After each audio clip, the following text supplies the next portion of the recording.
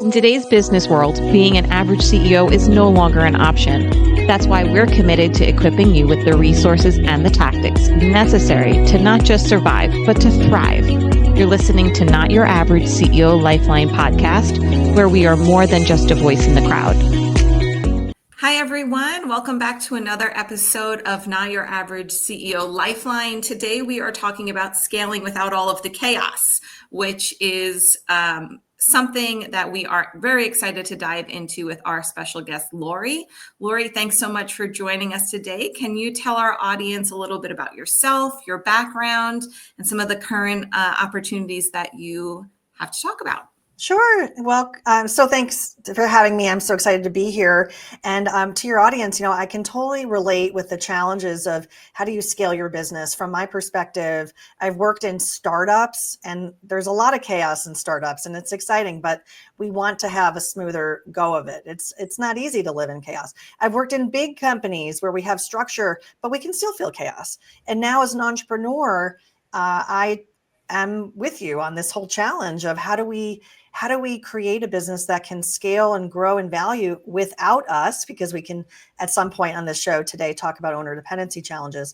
And that's what I do. I work with business owners to help them find their path that they're excited about, and then also build a business that doesn't make them crazy, which is not easy to do. No, it's not. I think as a business owner myself, I can see how it's so easy to really just get stuck in the day-to-day of it all. So can you share with our audience how you help your folks kind of recognize like when that critical time is to step back and really focus on growth? Yeah, well, I know, again, from my own experience, plus working with clients, I've seen a lot of companies that have gone through the early stages. And maybe we think about our company a little bit like people, and it helps us kind of get our head around it. When we have an infant, the care and feeding of the infant is pretty different than when it's an adolescent child, right? Sure. And when we're just launching our business, maybe it's under 5 years old, and we are so involved with it because we're really trying to figure a lot of stuff out. We're trying to figure out product market fit, service market fit. Who are we serving? Are they paying us? Are they paying us enough? Do we have enough adoption in the market to grow, or are we on the wrong track?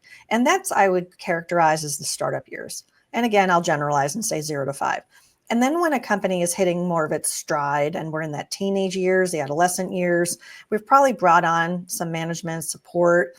We're growing, we have adoption in the market, feels good, but it's also that challenge of, oh my goodness, how do I take it to another level?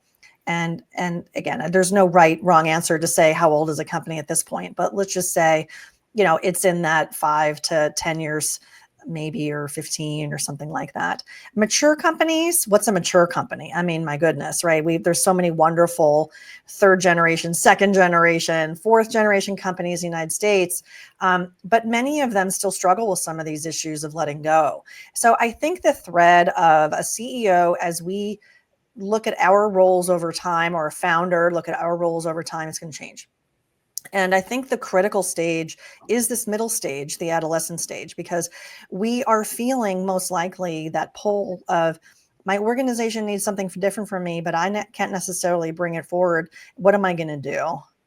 And it's that stuck place that I try to work with clients who, again, I love startups, no offense to startups. They need a lot of care and feeding, but my sweet spot is working with these adolescent aged firms that are really trying to find their path to that next level of growth. And the owner, founder, entrepreneur's role in all of that is so critical. And so me as an advisor, I really provide, I think, help them see perspective, help them get perspective. And that's a big part of it. Yeah, I know getting that perspective can be very tough, especially I know that, like you said, you work with 3rd, 4th generation companies, which is really just amazing in itself to see that accomplishment. But I can also see that could be pretty hard. I know that a lot of what you do is giving them systems and leadership strategies so that they can scale the business, continue to grow the business, get there. What have you seen as far as systems or strategies that are most critical for that scaling and growth without creating more stress, more chaos? Yeah, I think it starts with the owner looking in the mirror and saying, why did they start their business? Let's just talk about it from the bootstrapped, building the business from scratch. And that's primarily the type of owners that I work with.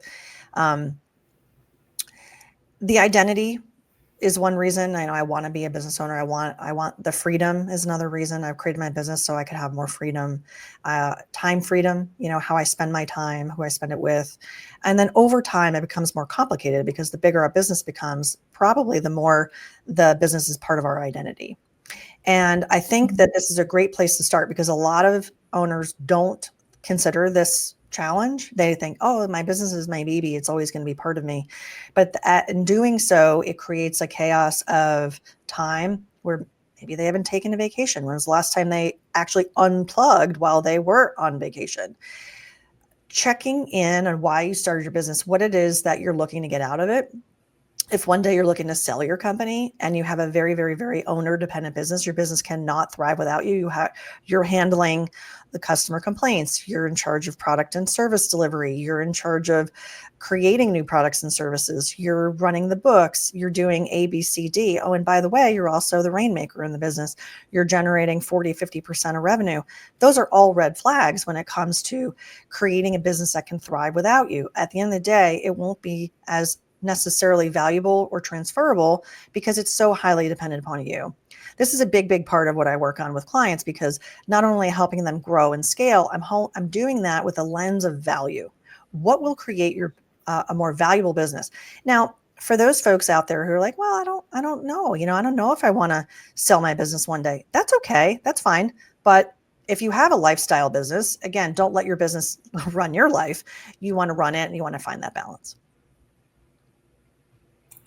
As a COO, Laurie, I hone in on systems and foundations to scale. And I think that you really spoke to how important it is to have those, right? Regardless if you're going to sell or not, it can't be all reliant on one person, and it has to be delegated. It has to be spread throughout your business in order to thrive. Even if you don't want to scale, just to have structure and be able to breathe and to allow your company to expand and contract. So I really appreciate you bringing that point up because I think it's a big piece for our listeners. What advice do you have when they may be hesitant to systems or structure and letting the reins go? How do you walk them through that? One of my favorite exercises to do with clients who are seeking more time freedom, I've developed a course that I call Freedom Finder. And some of the exercises in Freedom Finder are enabling us to look in the mirror. And so, for example, very basic thing we can do is just track our time for a week, 2 weeks, a month. Be disciplined about it and get a good sense of how you're spending your time. Once we have that, we can take a fresh eye on it and say, all right, how should you be spending your time? And let's just say we tracked you for a month.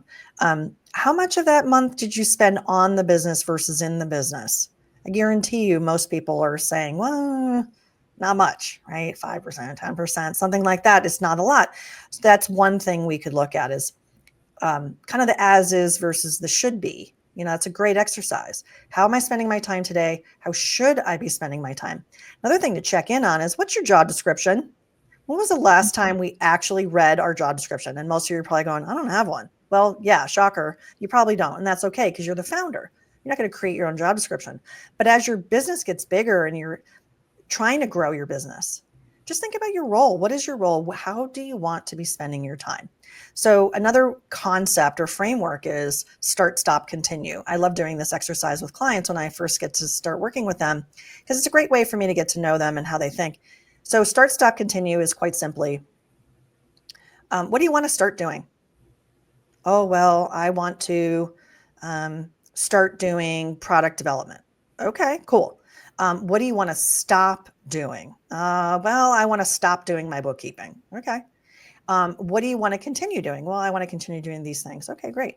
The other exercise I have people take a look at is, well, not only are we thinking about start, stop, continue, but we're thinking about it in the context of what are you good at? What are you not good at? What do you like? And what do you not like? Imagine that quadrant, right?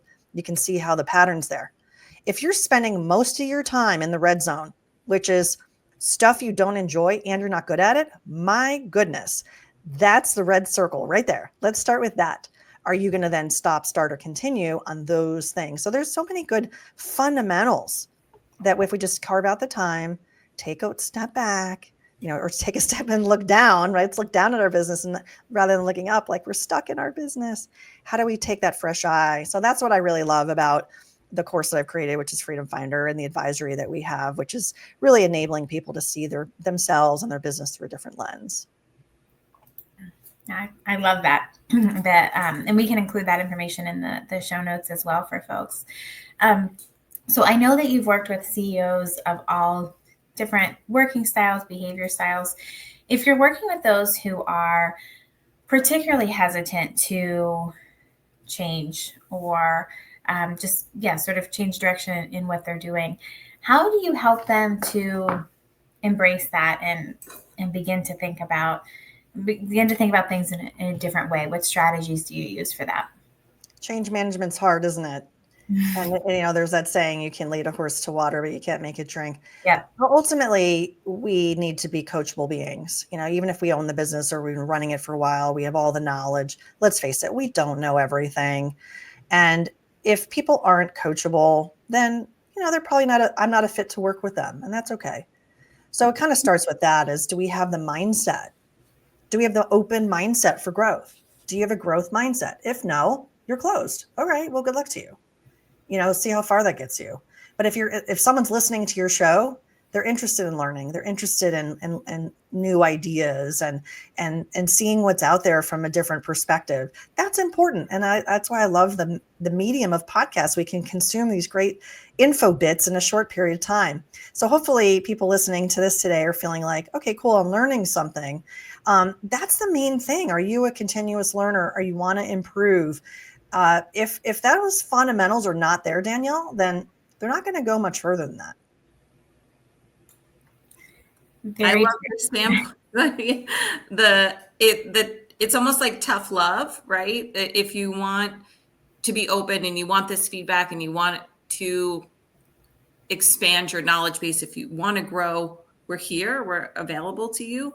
I know from our standpoint, even when you're talking about like start, stop, continue, Danielle and I do this regularly. It's something that works, and you have to readdress it. But having a closed off mindset isn't going to grow anything and scale. It just creates more chaos and more instability in a company that then trickles. And Danielle and I talk about how a CEO's perspective can, if they're burnt out, can then affect everything else and draw it down. So I think this also applies. If you're closed off and your mindset isn't to grow and scale, why would your team have that mindset? That kind of hinders it.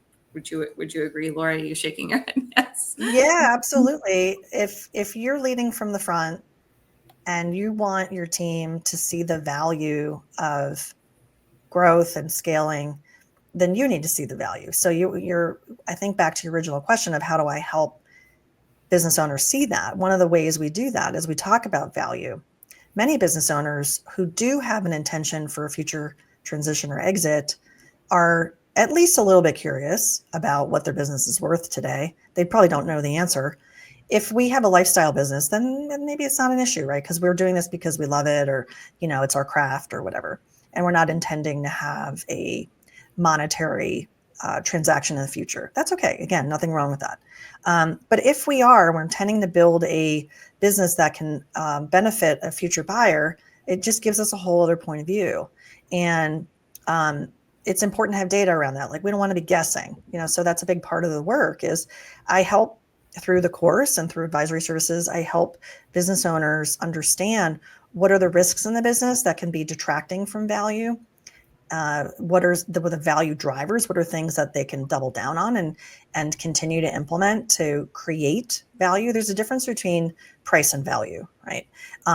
The price of your business is different than the value of your business. And so ultimately what we're trying to do is move the needle on value. And a lot of business owners have no idea what I'm talking about. And that's okay. I didn't either until, I really I've so much time on this. You can tell, I can tell from just a very short conversation with a business owner what some of their challenges are. Because one, A, they'll either tell me, or B, I've seen enough of the pattern matching to know where the pitfalls are and we can identify them. And so imagine what that looks like over time when we can address the pitfalls, we can address the risks in the business, we can double down on the value drivers in the business. And it has an amazing effect. I have a client in Maryland that is really growing. I mean, since I've been working with him all the last 2 years, the business has doubled in size. They've been acquiring companies. They have their mind set on, when we first started working together, they're trending to 5. Now they're trending to 10. He's got his sights set on 100 million. And I have no doubt they're going to hit it because he's so motivated and he's so open-minded and he's focused on growth and everything that we're working on about how to build value. He's all in. He's a great, great client for that reason. Laurie, I have a question, and I'm just curious if maybe other folks are wondering it too. What's the timeline for this? Like from when you start speaking with someone and you're assessing like the value, the price, what the risks are, how you are, what's that timeline look like for folks? I think it's best for folks when you're in the right mindset for it, right? So that's why I don't really work with startups because they're just total different mindset. But to the credit of many startups coming out of business schools and other technology firms, they're being asked the question early on, what's your exit strategy? That's a great question to have in the back of your mind. Now, many people don't have that in mind. And so then they find themselves on the opposite end of the spectrum, which is, oh no, I want to exit next year, but I'm not ready. My business isn't ready. So what's the sweet spot? Well, I think the sweet spot is about 5 to 7 years out, Danielle. Is that hard and fast? No. Of course not. But I think that's a good sweet spot because 10 years feels so far away. And 3 years, frankly, is a very short period of time to make any changes or affect changes. So 5 to 7 gives us a bit of a cushion. We have a bit of a runway to make any changes in the business that we need to make. Things always just sort of take longer than you think they will when it comes to legal stuff or market dynamics with customers, right? If I said, hey, here's 3 core risks that we got to address and you have to do it in 6 months. Oh my gosh, like that would just be very, at that point, if somebody says, oh, I want to sell within a year, we really don't have any time. We've got to get going. We got to get this thing on the market and we have what we have. But when you have enough of that flexibility, I think 5 to 7 is a bit of a more realistic time frame. I was just curious about that. And I thought maybe that was something that the audience might be wondering about too. So do you see any common themes or issues with your clients? Is there anything that stands out as the majority of people have this? The number one thing I've heard on my podcast, which Danielle has been a guest on over the years, is called Succession Stories. And it's a lot of people talking about their experience. And it's also professionals like myself who serve companies who are going to go through growth, innovation, and transition phases. And the number one thing by far from everybody who's been on the show is, I wish I knew this information sooner, or I wish more business owners knew this information sooner so they could do something about it. And that really fuels my mission of why I'm doing what I'm doing. Why do I have a show? Why do I create a course? Why am I trying to get as many hands as possible? It's because I think, obviously it fuels our economy. Small businesses are fueling the US economy. And so many of them will shut down by age 15. Like 65% of companies won't make it past that birthday. Think about that from a human standpoint. We would never be satisfied with that mortality rate. Right? That's terrible. Now, there's lots of reasons why businesses close, but if we can help move the needle on some of that, think about the wealth creation for the families, for your stakeholders, for your employees.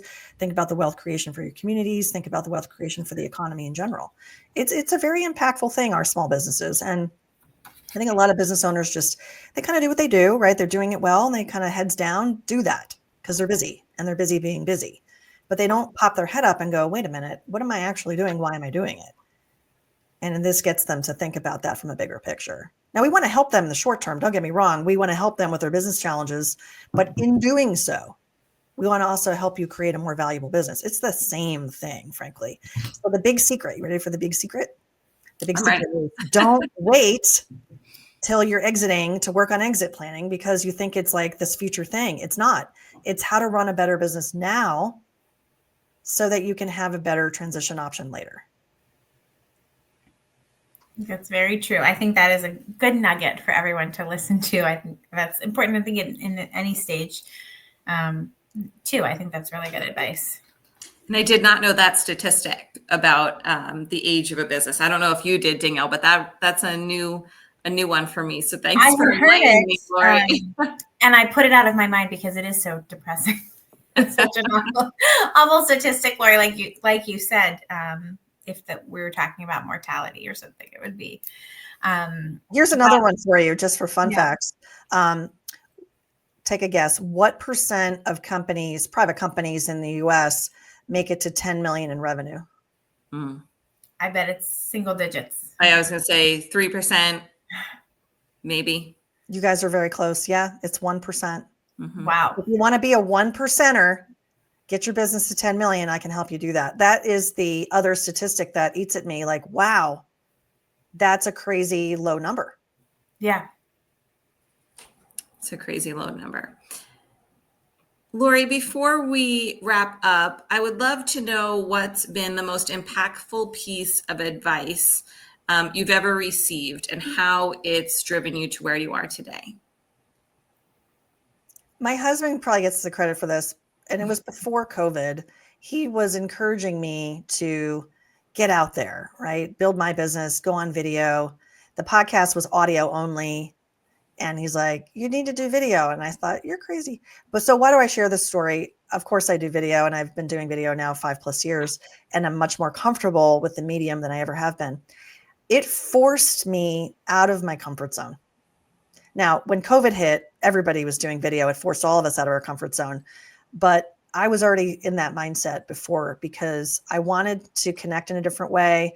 I wanted to be presenting myself in a new way. So when I was saying earlier about business owners kind of having an open frame of mind, look, I've had to do that too. And it's not always easy, but it's more fun to challenge yourself and be on a path. And so that's just one example. I think it's made me a better marketer, okay? But it's also made me a better advisor. And connecting with the people I connect with all over the country as clients, I'm not face-to-face with them. And it's no problem to work virtually. We're all more collaborative and open-minded to the medium. So I'm grateful for that. That's really good. Yeah. But yeah. Kudos to your husband for making that suggestion because we've all benefited now from being able to collaborate and connect with you in that way. Well, thank you. Our last question, Laurie, if you've listened to our past podcast, you would know is what does the phrase "not your average CEO" mean to you?